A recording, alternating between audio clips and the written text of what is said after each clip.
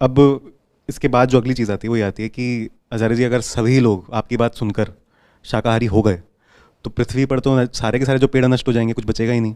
तो ये जो पृथ्वी है ये 800 करोड़ और कहते हैं जितने 1000 करोड़ इंसान जिसको होने वाले हैं, ऐसे शाकाहारी लोगों को कैसे संभालेगी? देखो, इसकी बात मैं न जाने कितनी बार पहले कर चुका हूँ, लेकिन फिर भी मैं धैर्य रखते हुए फिर से दोहराऊंगा। एक मांसाहारी आदमी को जिंदा रखने के लिए 50 गुना ज़्यादा पेड़ चाहिए होते हैं। एक मांसाहारी आदमी को जिंदा रखने के लिए 50 गुना ज़्यादा पेड़ चाहिए होते हैं।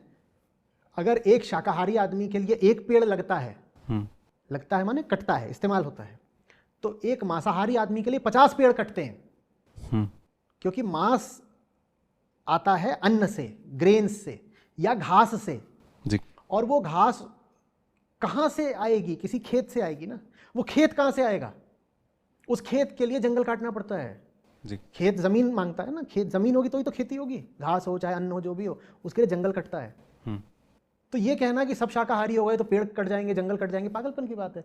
जंगल तो कट रहे हैं मांसाहारियों की वजह से, और मांसाहारियों को ये बात पता भी नहीं है कि तुम जब मांसाहार करते हो तो तुमने कितने पेड़ कटवा दिए। जंगल के जंगल साफ हुए हैं मांसाहार की वजह से।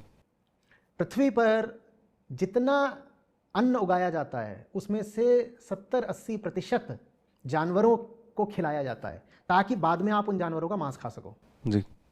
माने पृथ्वी के जितने क्षेत्र में, एरिया में खेती हो रही है उसके 70% मांसाहारियों के लिए खेती हो रही है। वो अन्न इंसान कभी नहीं खाता, वो अन्न जानवर खाता है ताकि आप उस जानवर का मांस खा सको।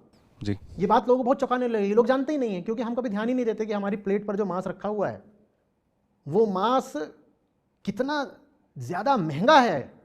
वो प्रकृति और पर्यावरण की हत्या करके आ रहा है, बिल्कुल। जी।